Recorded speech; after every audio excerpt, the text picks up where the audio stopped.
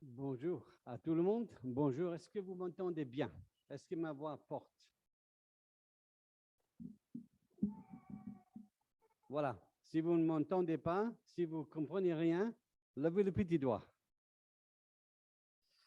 Alors donc, nous sommes là, Brigitte et moi, nous sommes très heureux et reconnaissants, c'est le thème de ce matin, reconnaissants d'être avec vous ce matin. Ça fait peut-être 4-5 ans depuis ma dernière visite et je crois qu'on est venu peut-être 5-6 fois en 20 ans. Ce qui veut dire que vous me supportez une fois tous les 4 ans. Donc, vous êtes remplis de grâce et je suis reconnaissant. Juste quelques mots de présentation. Donc, David et Brigitte, nous habitons à Lyon depuis 10 ans maintenant. Avant cela, nous étions couple pastoral dans le Pas-de-Calais. Avant cela, nous étions couple pastoral dans la ville de La Flèche, dans la Sarthe. Avant cela, nous étions couple pastoral au Mans. Comme vous pouvez deviner, je ne suis pas un pur français. D'ailleurs, est-ce que ça existe, un pur français? Purifié par le sang, oui, quelle que soit la nationalité. Je suis un franco-écossais, français depuis 4 ans, je crois maintenant, et écossais depuis, bon, j'ose pas le dire. Je vous laisse deviner, mais ça fait au moins 40 ans que je suis écossais. Et donc, mon épouse Brigitte vient d'Aix-les-Bains. Elle est savoyarde pure, là, dans tous les sens. Et nous sommes mariés depuis 38 ans et nous avons 4 enfants. Tous les 4 sont mariés. L'aîné habite à Douai. Il est marié avec une Allemande. Nous étions chez eux jusqu'à 7h15 ce matin. Ils ont 2 enfants. Le deuxième enfant, c'est un garçon. Il est marié avec une Américaine. Ils habitent à Saint-Étienne. La troisième, c'est une fille. Elle est mariée avec un Congolais. Est-ce qu'il y a des Congolais ici? Ah, voilà. Ah, j'ai des amis. Super. Et ils habitent en Écosse. Le nom de famille, si ça vous intéresse, c'est Mabonga. Et puis, notre quatrième enfant, une fille, elle est à Aix-en-Provence. Et après une Allemande, après une Américaine, après un Congolais, elle est mariée avec un Français. Donc voilà. Donc nous sommes une famille des Nations Unies et donc nous avons 6 petits-enfants, 3 garçons et 3 filles. J'ai dû rigoler un peu dans mon cœur tout à l'heure quand on parlait de la reconnaissance parce que, vous savez, il y a un chant dans J'aime l'Éternel, je crois que c'est le 113. Merci, merci Seigneur pour ta lumière. Et il y a 7 couplets. Et dans une église dont nous étions couple pastoral, il y avait une sœur d'un certain âge, qui aurait pu être ma mère à l'époque, qui avait l'habitude de proposer ce chant. Dimanche après dimanche. 7 couplets. Et vous savez, quand on chante même le même chant avec même un refrain, chaque dimanche, très souvent, ça sort par la bouche, mais pas, ça ne vient pas du cœur. Et on s'est dit avec les anciens, est-ce qu'on devrait interdire ce chant?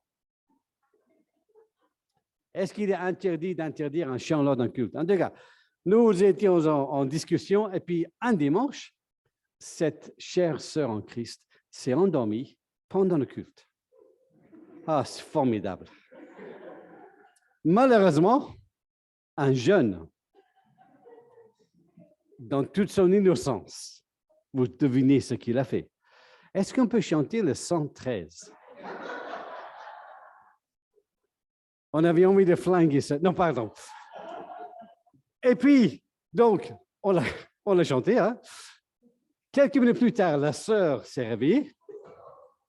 Et puis, elle a dit, est-ce qu'on peut chanter le 113? Alors, le président a dû expliquer avec beaucoup de diplomatie, mais vous savez, ma sœur, on a déjà chanté, sans dire quand vous étiez en train de faire dodo. Donc, je crois qu'on a chanté le premier couplet, histoire de faire plaisir à cette sœur. Mais c'est bien de chanter des cantiques. Et j'étais content de chanter des cantiques, 1 ou 2 que je ne connaissais pas ce matin. Donc, ça fait toujours plaisir de chanter. Mais il faut chanter avec un cœur reconnaissant.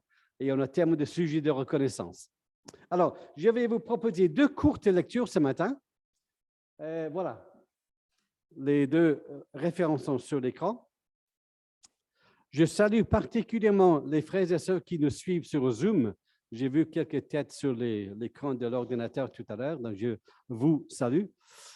Alors, Ésaïe 57, d'abord à partir du verset 14. Ésaïe donc était un prophète en Juda, dans la partie sud d'Israël. À son époque, avant la mort d'Ésaïe, il y a eu 13 rois pendant 250 ans. Donc, aucun roi n'a régné autant que la reine Élisabeth. Le roi qui avait le règne le plus court a régné 1 an. Il s'appelait Acasia. Et le roi qui a régné le plus longtemps, c'est un certain Osias qui a régné 52 ans pendant la vie du prophète Ésaïe. Et voilà quelques paroles de la part du Seigneur par la bouche d'Ésaïe. Ésaïe 57, verset 14. On dira alors, préparez, préparez, dégagez un chemin, enlevez tout obstacle du chemin de mon peuple. En effet, voici ce que dit le Très-Haut, celui dont l'habitation est éternelle et le nom saint. J'habite dans les hauteurs et la sainteté, mais je suis aussi avec l'homme brisé et abattu, afin de redonner vie à l'esprit abattu, afin de redonner vie au cœur brisé. Quelques pages plus loin, Ésaïe 66. Ésaïe 66, versets 1 et 2. Ésaïe 66, versets 1 et 2. Voici ce que dit l'Éternel. Le ciel est mon trône et la terre mon marchepied. Quelle maison pourrez-vous me construire? Et quel endroit pourra être mon lieu de repos? Tout cela, c'est ma main qui l'a fait. Et tout a alors reçu l'existence, déclare l'Éternel. Voici sur qui je porterai le regard, sur celui qui est humble et a l'esprit abattu, sur celui qui fait preuve de respect vis-à-vis de ma parole. Ainsi se termine la lecture de la parole de Dieu. Ce matin, je vous demande de garder un doigt dans les 2 pages qu'on vient de lire. Et ce matin, nous allons penser à 3 choses qui se trouvent dans ces versets. Et ma sœur va passer les diapos au fur et à mesure. La première chose, c'est que nous avons une description de Dieu. Quelle est sa description? Deuxièmement, il est question de la demeure de Dieu. Mais où est-ce que Dieu habite? Et troisièmement, il est question de la demande de Dieu. Qu'est-ce que Dieu demande? Qu'est-ce que Dieu nous demande le 27 novembre 2022? Pensons d'abord donc à la description de Dieu. Comment est-ce que Dieu se décrit ici? Qui est en train de parler? D'abord, Ésaïe 57, Dieu est décrit comme le Très-Haut. D'ailleurs, nous avons chanté, je vois le premier chant ce matin, il était question de Dieu le Très-Haut. Le Très-Haut, on va y revenir. Il est question de Dieu qui est l'Éternel, ou peut-être c'est Yahvé, ou Jéhovah dans votre Bible, Ésaïe 57. Il est question troisièmement de Dieu qui est saint, ou de Dieu qui est le saint. La sainteté de Dieu est un thème cher à Ésaïe dans son livre. Et nous avons dans Ésaïe 6, bien sûr, la présentation de Dieu qui est 3 fois saint. Saint, saint, saint est l'Éternel des armées. Et puis, nous avons une 4e description ici dans Ésaïe 56. Dieu se présente comme le Créateur. J'ai créé les cieux, j'ai créé la terre. Dieu le Très-Haut, Dieu l'Éternel, Dieu Saint ou le Saint, et quatrièmement, Dieu le Créateur. Rien de nouveau. Mais dans le livre d'Ésaïe, il est étonnant de constater combien de fois nous avons des noms différents de Dieu dans la prédication, dans le ministère du prophète d'Ésaïe. Et parfois avec des jeunes qui veulent que je sois un peu leur mentor, je leur donne un devoir, je leur dis, lisez le livre d'Ésaïe et relevez tous les noms de Dieu que vous trouvez dans Ésaïe. Je vais vous livrer quelques noms qu'on a dans Ésaïe, comment Dieu est décrit.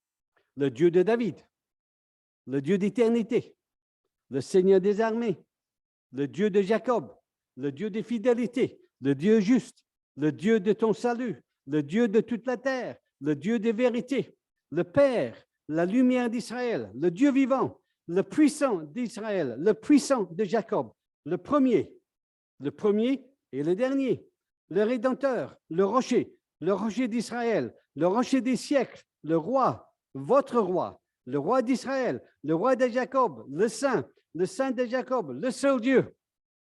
Je viens de vous citer 27 descriptions différentes de Dieu pour dire que si on s'arrêtait sur chaque nom, on aura de quoi louer et adorer Dieu pour qui il est. Il ose dire, je suis le Dieu de Jacob.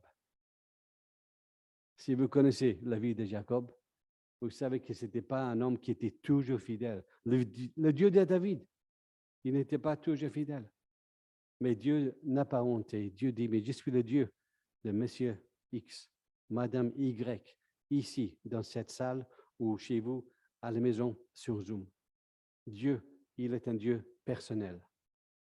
Il y a tellement de descriptions, tellement de noms de Dieu dans la parole de Dieu.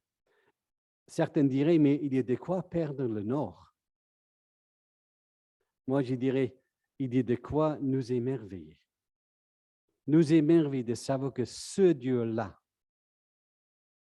est mon bon Père céleste. Ça, n'oublions pas. Il est un Dieu personnel. La description de Dieu. Deuxièmement, la demeure de Dieu. Où est-ce que Dieu habite?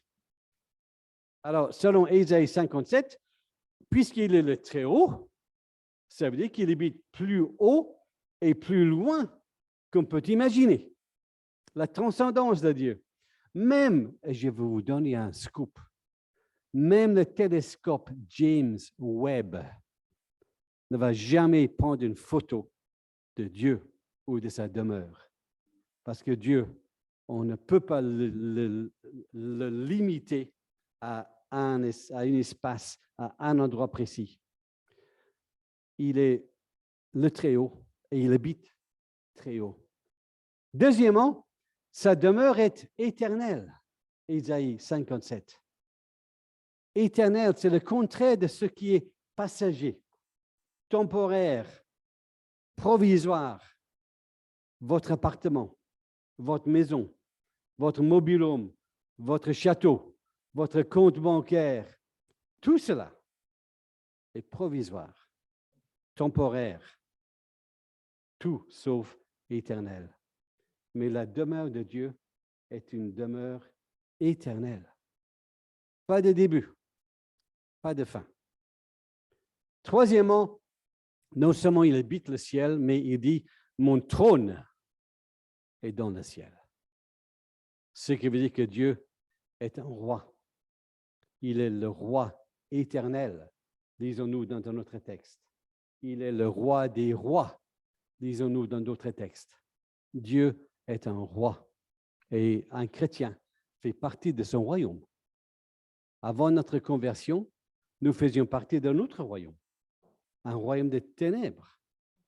Mais Dieu, selon Colossiens 1, nous a transportés dans le royaume de lumière. Les ténèbres sont loin. Nous sommes dans la lumière grâce à lui. Et quatrièmement, eh bien, il est impossible de contenir Dieu dans un seul endroit.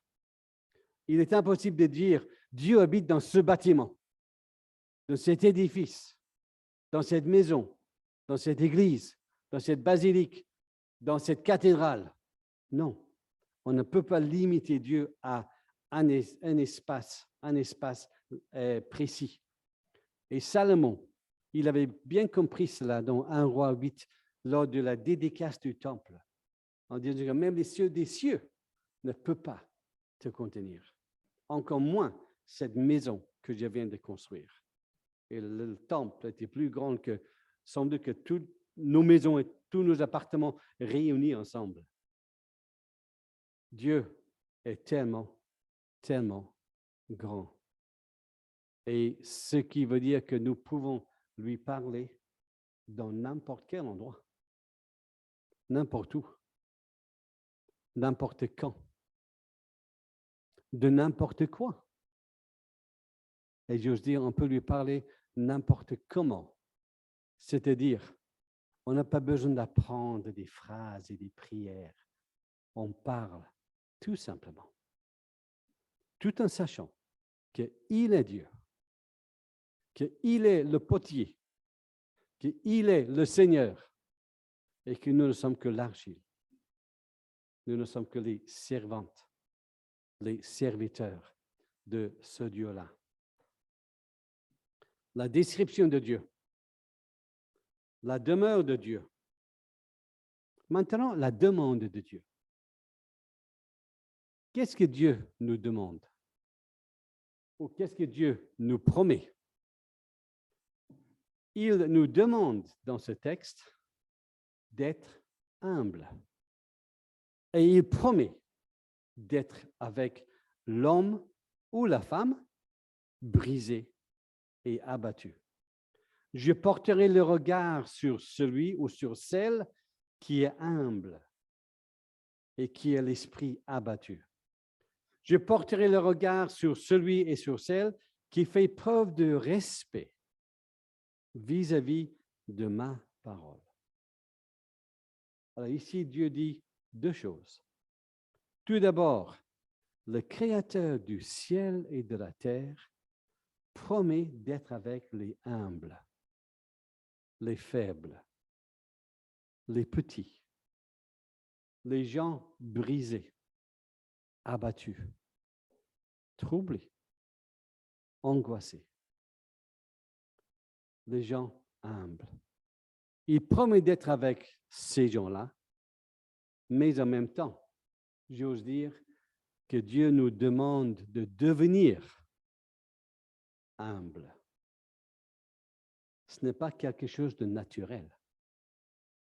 Être humble. Il nous demande de reconnaître que nous ne sommes rien, que nous ne pouvons rien, qu'avec lui, on peut faire plein de choses. Mais sans lui, nous ne pouvons rien. Rappelez-vous les paroles de Jésus, la veille de sa mort, Jean 15, 5, « Sans moi, vous ne pouvez rien faire. » Si vous voulez faire, même faire un peu des gestes au nom du Seigneur, comptez sur lui. Que tout ce que vous faites, vous devez compter sur le Seigneur. Il promet de venir demeurer en nous, nous accompagner, si nous sommes humbles, si on est doux et si on est prêt à s'effacer volontairement parfois. Alors, qu'est-ce que ça veut dire d'être humble? Ça veut dire plusieurs choses. Ne pas avoir une trop haute opinion de soi-même. Ça veut dire être conscient de notre propre insuffisance. Ça veut dire, selon Philippiens 2, que nous devons estimer les autres plus importants que nous-mêmes. Considérez les autres comme supérieurs à vous-même. C'est ça, l'humilité.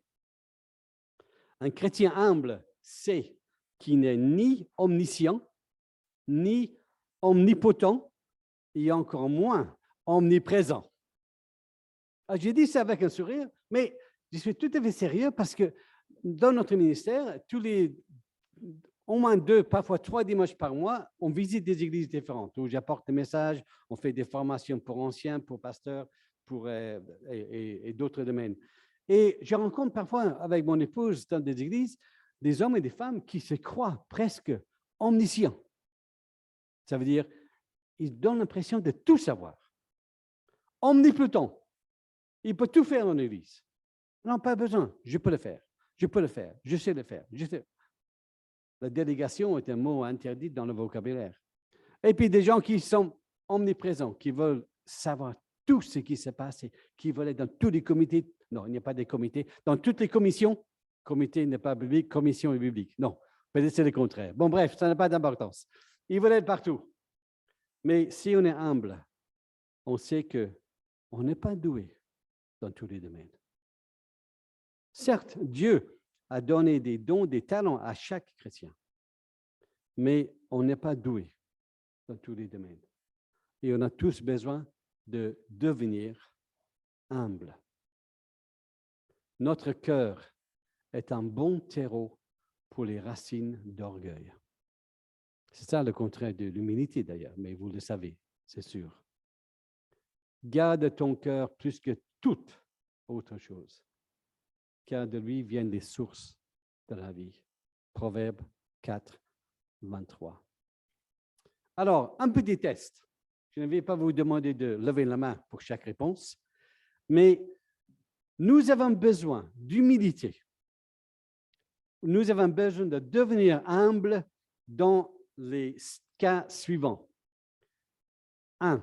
Si je veux toujours avoir raison dans toutes les discussions, dans tous les arguments, parce que les autres ont toujours tort, j'ai besoin de devenir humble. 2. Si je veux prouver que je suis meilleur que quiconque, j'ai besoin de devenir humble. 3. Si je passe ma vie à me comparer aux autres en disant « Oh là, elle est nulle. Lui, qu'est-ce qu'il est bête. » J'ai besoin d'humilité. Si je passe mon temps à frimer ou à être crâneur, j'ai besoin de devenir humble. Si dans mon cœur, j'ai du ressentiment contre tous ceux qui réussissent mieux que moi ou qui font mieux que moi, j'ai besoin de devenir humble. Et si j'ai le projet d'écrire un livre, je n'ai pas dit, j'ai écrit 2 livres, mais si j'ai le projet d'écrire un livre avec des titres, le jour où je suis devenu humble, j'ai besoin d'arrêter d'écrire ce livre et de devenir humble. Parce que le jour où je deviens humble, le lendemain, je ne serai certainement plus humble. Surtout si j'écris un livre pour me vanter. Voilà les clés de succès pour devenir humble. On a tous besoin de devenir humble. Et je pense, alors je ne suis pas linguiste, mais il me semble que l'humilité est cousine germaine de la douceur. Je dis cela parce que dans Éphésiens 4, verset 2, Paul dit « Revêtez-vous d'humilité dans un esprit de douceur. » Quelque chose comme ça. Ce n'est pas une citation exacte. Mais il met les 2 choses ensemble. Humilité et douceur. Et c'est sûr que quand on est doux, on vit sans amertume dans le cœur. Quand on est doux, on n'a aucune envie de se venger. Quand on est doux, on arrive à chasser la rancœur et la rancune. Quand on est doux, on ressemble à un cheval qui était dompté, dont la volonté était brisée et des cavaliers peuvent monter dessus. Quand on est doux, on sait se maîtriser. On sait se contrôler. Et on fait preuve de maîtrise de soi. Ça fait partie des Galates 5. C'est le b.a.-ba d'ailleurs de la vie du chrétien. Quand on est doux et humble, lorsque nous prions, on dit tout simplement, Seigneur, non pas ma volonté, mais ta volonté. Non pas ce que moi je veux, mais ce que toi tu veux. Et on demande, Seigneur, aide-moi à accepter ce que toi tu veux. L'humilité. Dieu dit, je serai avec ceux qui ont été brisés. toutes les semaines, parfois tous les jours, nous avons un appel ou une visite ou un email d'un chrétien, d'un ancien, d'une femme d'ancien, d'un pasteur, d'une femme de pasteur qui nous contacte et qui est plus ou moins brisé, découragé, anéanti. Ce mot ici, brisé, veut dire être réduit en poussière, être pulvérisé. Et parfois, nous devons remonter le moral de certaines chrétiennes, de certains chrétiens qui ont le moral à -20. Tout ceci veut dire que si vous êtes fatigué, stressé, accablé, déprimé, découragé, inquiet, abattu, si vous êtes fatigué de vous sentir fatigué, si vous êtes troublé, exténué, soucieux, angoissé, épuisé, anéanti, assommé, cafardeux, affligé, démoralisé, effondré, brisé, cassé, las, claqué, harassé, je me sens un peu déprimé avec cette liste. Mais si vous êtes dans une de ces catégories-là, sachez que Dieu désire venir. Si vous vous avouez dans un état comme ça, eh bien, vous êtes prêt à vivre quelque chose avec Dieu. Il faut se dire, il faut se le dire, il faut lui dire, Seigneur, voilà où j'en suis. J'en peux plus. J'ai la morale dans les chaussettes. À quel étage? Sous-sol, -5. Mais Dieu veut qu'on lui dise ce qu'on ressent. Parce qu'il est notre bon Père céleste. Et il dit ici, je porterai mon regard sur ces gens-là. Ça, c'est précieux, précieux, précieux. Dieu regardera. L'homme, c'est marqué de l'homme, mais ça peut être la femme, ça peut être un jeune qui est brisé, qui est à terre. Il y a un proverbe japonais qui dit à terre 7 fois, debout 8 fois. Il y a un proverbe dans le livre des proverbes qui dit plus ou moins la même chose. On peut être renversé à terre, mais Dieu vient nous relever, nous renouveler. Et c'est ce qu'il dit ici. Il donne le pourquoi de sa présence. Il dit c'est pour te redonner vie. C'est pour te redonner courage. C'est pour te remettre sur pied. C'est pour renouveler tes forces et ta vigueur. Si vous avez besoin de ça dans votre cœur, dites au Seigneur, Seigneur, tu vois où j'en suis. Demain matin, je ne pourrai pas me lever si tu ne viens pas m'accompagner et m'aider parce que je suis à plat. Ça, c'est la première condition, devenir humble. La deuxième condition pour vraiment avoir l'aide, l'accompagnement du Seigneur, c'est, il est écrit, faire preuve de respect vis-à-vis de sa parole. Ça veut dire quoi? Ça ne veut pas dire respecter dans le sens que, bon, c'est tellement beau ce livre, je le laisse sur l'étagère et quand il y a de la poussière, je nettoie. Surtout pas. Il s'agit de lire la parole de Dieu, méditer la parole de Dieu, étudier la parole de Dieu, apprendre par cœur des textes de la parole de Dieu et de partager ce qu'on lit, d'aimer la parole de Dieu. Et encore, ça fait partie des bases de la vie du chrétien. Mais nous sommes souvent choqués, Brigitte et moi, quand on discute avec des chrétiens et on se rend compte, mais tu ne lis pas la Bible? Ah ben, dimanche matin, David, je l'ai toujours avec moi. Mais dans la semaine? Ah oui, mais si tu avais un emploi du temps comme moi, Mais il y a toujours des temps où on peut prendre du temps, même 5 minutes ou 1 heure. Chacun s'organise en fonction de sa santé, de sa vie de famille, de sa vie professionnelle, etc., etc. Mais prendre du temps pour lire, pour méditer et pour se nourrir de ce pain spirituel. Beaucoup de couples que nous suivons qui ont des difficultés, on se rend compte qu'ils ne prennent jamais le temps, soit individuellement, soit ensemble, de lire et de prier. Il ne s'agit pas de faire ça 1/2 heure tous les deux, tous les jours, mais de passer du temps au calme. Tout est éteint, même le téléphone, et juste tous les deux.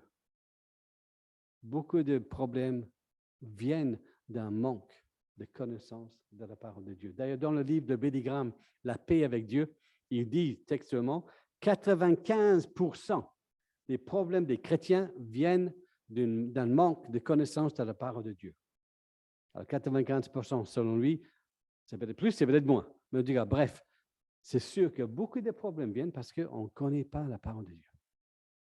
Et Dieu dit, si tu veux que je t'accompagne, fais preuve de respect de ma parole, d'amour pour ma parole.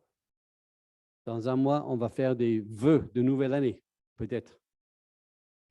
Je ne suis pas en train de dire il faut en faire ou il ne faut surtout pas en faire, mais c'est aussi un moment pour faire un bilan, pour faire le point. Qu'est-ce que j'ai lu dans la Bible en 2022? Comment est-ce que je vais m'y prendre en 2023? Il y a des sites Internet qui donnent plein de plans de lecture biblique. Et je vous encourage à trouver un plan qui vous convient et de suivre ce plan pour lire la parole de Dieu. Vous savez, la réputation des chrétiens dans le livre des Actes au 1er siècle était ceux qui font appel à Dieu. Acte 9, 14, je crois. Ceux qui font appel à Dieu. Ce serait formidable si la réputation des chrétiens en 2022 et en 2023 était ceux qui aiment la parole de Dieu, tout en étant ceux qui font appel à Dieu. Si des gens voient qu'on prie, si des gens voient qu'on lit la parole de Dieu, eh bien, ça va leur parler et ça va nous parler pour prier et pour lire davantage. Donc, je conclus. Si vous avez besoin, si vous avez envie que Dieu vous accompagne, que Dieu vous rende du courage, redonne du courage, que Dieu vous remette sur pied, que Dieu renouvelle vos forces et votre vigueur, eh bien, faites meilleure connaissance de ce livre, le livre des livres, et demandez à Dieu de vous rendre humble. Et tenez-vous prêt à ce que ce soit un chemin un peu difficile. Et vous n'allez jamais pouvoir dire, enfin, je suis arrivé, mais vous allez ressembler de plus en plus à Jésus. Et c'est ça que le Père désire. Je vais prier. Notre bon Père céleste, merci car bien que tu sois tellement transcendant, tellement grand, merci car tu désires habiter avec la personne qui est brisée, qui est humble, qui sait qu'elle n'est rien sans toi. Seigneur, aide-nous à avoir cette attitude-là dans notre cœur aujourd'hui et à ne pas oublier demain. Et agis dans notre cœur pour nous rendre humbles. Et aide-nous aussi à aimer ta parole et à vivre selon ta parole. Car nous te le prions au nom de Jésus. Amen.